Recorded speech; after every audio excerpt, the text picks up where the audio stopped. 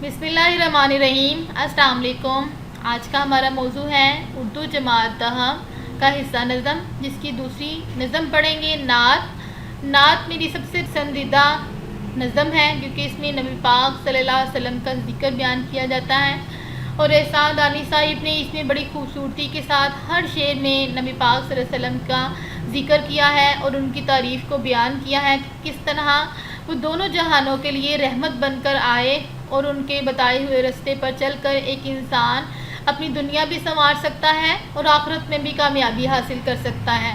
इसलिए उनके बताए हुए अहकामात और उनकी सुन्नतों पर अमल करना हर मुसलमान के लिए वाजिब है कि वो उस पर अमल करे। सबसे पहला शेर है मतला। दो आलम का इमदादगार आ गया, अमी आ गया, गमगुसार आ गया। यहाँ पर कहते हैं दो आलम से मुराद दो जहां है। इस दुनिया को कहा जाता है और आखिरत को कहा गया है। इमदादगार आ गया, मदद करने वाला आ गया से मुराद नबी पाक सल्लल्लाहु अलैहि वसल्लम है। अमीन आ गया, गमगुसार आ गया। अमीन से मुराद अमानतदार है और गमगुसार से मुराद गम को बांटने वाला है। तो इसमें नात के पहले शेर में शायर ने हजूर सैयदुन नबी हबीब किबरिया महबूब खुदा हज़रत मोहम्मद मुस्तफ़ा सल्लल्लाहु अलैहि वसल्लम की सिफ़त हमदर्दी, अमानतदारी और गमगुसारी को बयान किया है। कहते हैं हजूर अलैहिस्सलाम दो आलम में उम्मत मुसलमा की मददगार के लिए आए हैं। अल्लाह रब्बुल इज़्ज़त के दीन इस्लाम की अमानतदार हैं, दुख दर्द के गमगुसार हैं, उनके गम को बांटने वाले हैं। या उखरवी यानी आखिरत की ज़िंदगी में बख्शिश और मग़फ़िरत हो, इंसानी इखलाक की सिफ़त अमानत हो या तौहीद इलाही का पैगाम और वहदत हो, दर्दमंदों की गमगुसारी हो या बेसहारों से मोहब्बत और शफ़क़त हो। तो हजूर अकरम सल्लल्लाहु अलैहि वसल्लम की आमद से ज़िंदगी के हर रंग को खूबसूरती अता हुई है। शायर ने हजूर सरकार आलम सल्लल्लाहु अलैहि वसल्लम को दोनों जहानों के लिए मददगार के लक़ब से पुकारा है और आप सल्लल्लाहु अलैहि वसल्लम हर दर्जा अमानतदार भी थे, इसलिए आप सल्लल्लाहु अलैहि वसल्लम को सादिक और अमीन के लक़ब से पुकारा गया। आप सल्लल्लाहु अलैहि वसल्लम इतने रहमदिल थे कि हर गमगीन और उदास के गम को बांटते थे और गमगुसार आज़िम थे। इस शेर में आप सल्लल्लाहु अलैहि वसल्लम की इन तमाम सिफ़ात का बखूबी तज़किरा किया गया है। दूसरे शेर में कहते हैं गरीबों की जान को, यतीमों के दिल को सुकून हो गया, करार आ गया। गरीबों की जान को, जो गरीब लोग हैं, और यतीमों के दिल को सुकून आ गया, करार आ गया, सुकून मिल गया। तो इसमें हज़रत मोहम्मद सल्लल्लाहु अलैहि वसल्लम की आमद का जिक्र कर रहे हैं कि उनके आने से गरीबों की जान और यतीमों के दिल को करार आ गया है, सुकून आ गया है। आप अलैहिस्सलाम ने सिसकती हुई आदमियत के बुलंद किया है और खुदाई हुक्म के हकूक़ का तहफ़्फ़ुज़ अता किया। इस तर यतीम ने यतीमों की वलादत को निजात, सवाब और अजर का वसीला बनाया। गरीबों मस्कीनों की हालत के लिए हर जा कोशिश की है और माशरे के गरीब, मुफलिस, नादार और ज़रूरतमंद तबके का तहफ़्फ़ुज़। जब की आमद से पहले हर तरफ जहालत के अंधेरे छाए हुए थे, लोग हर तरह की बुराई में मुब्तला थे, गरीबों का कोई पुरसाने हाल ना था। अमीर लोग बुराइयों के बावजूद अपनी दौलत की वजह से साहिब इज़्ज़त थे। हर तरफ जुल्म और बर्बरियत का बाजार सरगर्म था। लेकिन हजूर सल्लल्लाहु अलैहि वसल्लम की आमद के बाद सारी लाकानूनियत ख़त्म हो गई और इस्लाम ने हर शख्स के हकूक़ मुतय्यन किए। हजूर सल्लल्लाहु अलैहि वसल्लम ने एक मौके पर फरमाया कि किसी गोरे को काले पर, किसी अमीर को किसी गरीब पर, किसी अजमी को किसी अरबी पर और किसी अरबी को किसी अजमी पर कोई फ़ौक़ियत हासिल नहीं माँ सवाए तकवा के। आगे भी आते हैं असूल मोहब्बत है पैगाम जिसका, असूल कानून है मोहब्बत का, इश्क और प्यार का, पैगाम जिसका वो महबूब परवरदिगार आ गया। वो महबूब प्यारा, अल्लाह ताला का प्यारा महबूब नबी पाक सल्लल्लाहु अलैहि वसल्लम आ गए। तो इसमें शायर बयान करते हुए कहते हैं कि इस दुनिया में तशरीफ़ लाए और सारी दुनिया के लोगों को मोहब्बत का पैगाम दिया। आप सल्लल्लाहु अलैहि वसल्लम के काफिरों के साथ भी हमेशा अच्छा सलूक ही किया, यहाँ तक कि काफिर आप सल्लल्लाहु अलैहि वसल्लम का अच्छा सलूक और प्यार देकर मुतासिर हुए बगैर ना रह सके और आप सल्लल्लाहु अलैहि वसल्लम पर ईमान ले आए। आप सल्लल्लाहु अलैहि वसल्लम पूरी दुनिया के लिए रहमत बनकर तशरीफ़ लाए, जहाँ आप सल्लल्लाहु अलैहि वसल्लम बच्चों के साथ भी नहायत शफ़क़त का रवैया रखते थे। اگر مجلس میں کوئی نیا پھل آتا تو آپ صلی اللہ علیہ وسلم مجلس میں بیٹھے سب چھوٹے بڑوں کو وہ پھل سب سے زیادہ پہلے دیتے۔ آپ صلی اللہ علیہ وسلم نے دوسروں کو بھی پیار، محبت اور ہمدردی کا سبق دیا ہے، اور آپ صلی اللہ علیہ وسلم اللہ تعالیٰ کے سب سے پیارے اور محبوب نبی صلی اللہ علیہ وسلم ہیں۔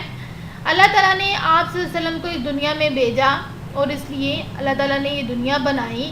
حضور صلی اللہ علیہ وسلم کی ذات ہی ہے ان کی محبت اور شفقت کا پیکر تھی، اور آپ نے تمام انسانوں کے ساتھ محبت اور بھلائی کی اور دوسروں کو بھی اس کی ترغیب دی۔ اگلے شعر میں کہتے ہیں، اب انسان کو انسان کا عرفان ہو گیا، اب انسان کو انسان کا عرفان ہو گیا، یقین ہو گیا، اعتبار آ گیا۔ عرفان کہتے ہیں پہچاننا، انسان نے انسان کو پہچان لیا ہے، یقین کر لیا ہے، اعتبار آ گیا ہے، بھروسہ کر لیا ہے اس کے اوپر۔ یہ بہت ہی اہم شعر ہے اور پیپر میں بارہا آ چکا ہے۔ اس میں یہ بیان کرتے ہیں انسان کے بارے میں، اب کہتے ہیں کہ حضور اکرم صلی اللہ علیہ وسلم کی مبارک تعلیمات سے انسان کو انسان کا عرفان حاصل ہو چکا ہے، اس نے اسے پہچان لیا ہے۔ آپ صلی اللہ علیہ وسلم نے معاشرتی اونچ نیچ، سماجی تفرقات اور نسلی تعصبات کی بیچ کنی کر کے مساوات نسل انسانی کا عالم میں پرچار کیا۔ تقویٰ، اخلاق ہو، نیکی ہو، پرہیزگاری یا اخلاق حسنہ کو انسانی عظمت کا معیار قرار دیا ہے، تو انسان کو انسانیت کی اصل پہچان سے ہو چکی ہے۔ اگر انسان کو انسان ہونے کا رتبہ ملا ہے تو رنگ، نسل، خاندان کی بڑائی کا غرور مساوات کے تصور تلے رون بھی دیا گیا ہے۔ حسب اور نسب کا تکبر اخلاص اور تقویٰ کے آگے زیر ہو گیا ہے۔ مال اور دولت پر مبنی جاہ و جلال نیکی اور پرہیزگاری کے سامنے دم توڑ گئے ہیں۔ اسی طرح سرکار دو عالم صلی اللہ علیہ وسلم نے انسانیت کو تقویٰ اور اخلاق حسنہ کے اعلیٰ ترین تصور سے روشناس کروایا تو انسان کو انسانیت کا بلند درجہ ملا۔ اس لیے آپ صلی اللہ علیہ وسلم پر اللہ تعالیٰ نے اپنی مقدس کتاب قرآن مجید بھی نازل کی، جو کہ ایک کامل کتاب ہے، اور اسی کتاب کی بدولت انسانوں کو رہنمائی حاصل کرنے کا موقع بھی ملا ہے۔ اس لیے ہدایت اور فلاح کا کامیاب ترین ذریعہ ہے۔ اللہ تعالیٰ نے انسان کو اپنی عبادت کے لیے پیدا کیا ہے۔ اللہ تعالیٰ چاہتا ہے کہ انسان میری ذات کی پہچان کرے اور اس کے ساتھ ساتھ اپنی تخلیق کے مقصد پر بھی غور کرے۔ حضور صلی اللہ علیہ وسلم نے اس دنیا میں تشریف لائے تو آپ صلی اللہ علیہ وسلم نے انسانوں کو ان کے صحیح مقام سے آشنا کیا، اور آپ صلی اللہ علیہ وسلم کو دیکھ کر، آپ صلی اللہ علیہ وسلم کی تعلیمات کو سن کر انسان اس بات کا یقین ہو گیا کہ انسان کی تخلیق کا مقصد کیا ہے۔ اس لیے جب انسان عرفان پہچان جاتا ہے تو وہ پھر خدا کی تخلیق کو اور خدا کو بھی پہچان جاتا ہے، اور اس کے آگے سر تسلیم خم ہو جاتا ہے، وہ خدا کی خوشنودی حاصل کر لیتا ہے۔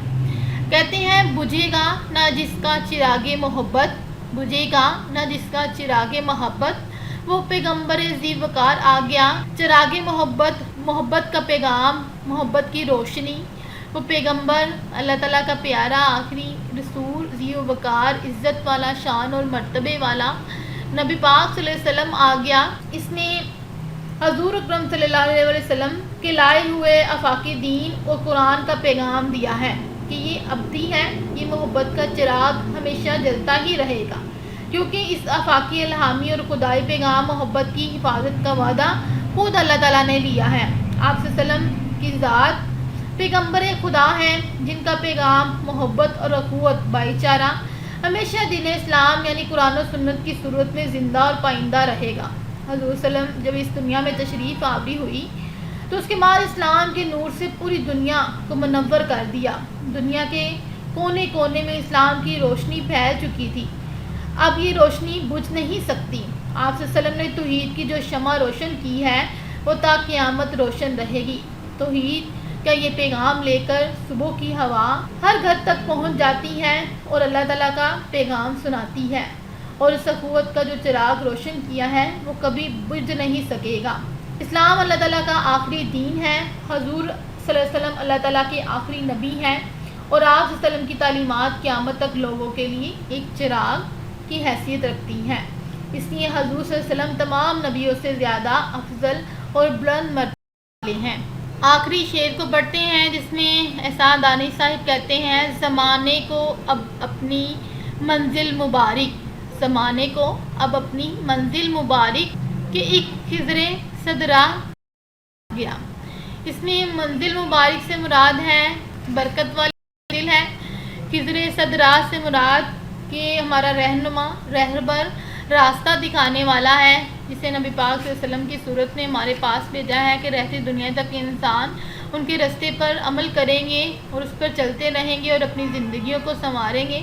اس سے مراد ہے کہ نعت کی اختتامیہ میں زمانے کو اپنی ابدی، اخروی اور دائمی منزل کی مبارکباد دیتا ہے۔ کہتے ہیں کہ حضور صلی اللہ علیہ وسلم کو نور تعلیمات مقدسہ کی روشنی میں قیامت تک انسانوں کی راہ میں ہدایت بن کر منور رہیں گے۔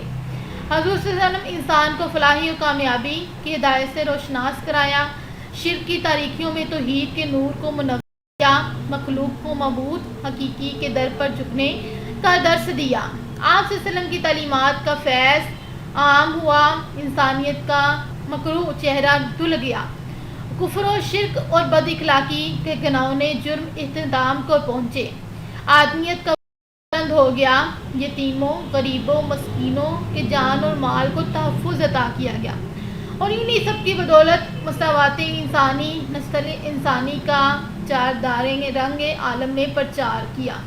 رنگ، نسل اور نسل کا غرور مساوات کے تلے رونگ دیا گیا۔ وحشت و بربریت کو امن و سلامتی کے آگے امان حاصل ہوا، دشمنیاں اور نفرتیں محبتوں میں بدل، یعنی حضور صلی اللہ علیہ وسلم کی اس دنیا میں تشریف آوری کی بدولت تمام لوگوں کے لیے باعث رحمت اور برکت ہے کہ اب بھٹکے ہوئے لوگوں کو اپنا راہ بر مل گیا ہے، کیونکہ وسلم کے حجۃ الوداع کے موقع پر بھی کہا گیا تھا کہ آج تمہاری نعمت کو پورا کر دیا گیا ہے اور اسلام کو دین تمہارے لیے پسند کیا گیا ہے۔ تو اس وجہ سے تمام زمانے کے لوگ، چھوٹے ہیں بڑے ہیں، امیر غریب، چھوٹے بڑے، مرد اور خواتین، تمام لوگ ان کے بتائے ہوئے راستے پر عمل پیرا ہو اپنی زندگیوں اور اخروی زندگی سنوارتے ہیں۔ آج کا ہمارا سبق، جسے انتخاب نعت مولف عبدالغفور سے لیا گیا ہے، یہ اشعار کی تشریحات ہیں۔ اس میں اضافی شعر کا اضافہ کریں اور اس کی طوالت کو بڑھائیں۔ اس میں مختلف احادیث اور آیات کا ذکر کیا جا سکتا ہے، جیسے میں نے آپ کو کچھ بیان کی ہیں، تو اس کو اضافہ کرنے سے آپ کی تشریح میں اور بھی زیادہ خوبصورتی میں اضافہ ہوگا۔ اس چیز سے اچھی طرح یاد کریں، اپنا خیال رکھیں۔ خدا حافظ۔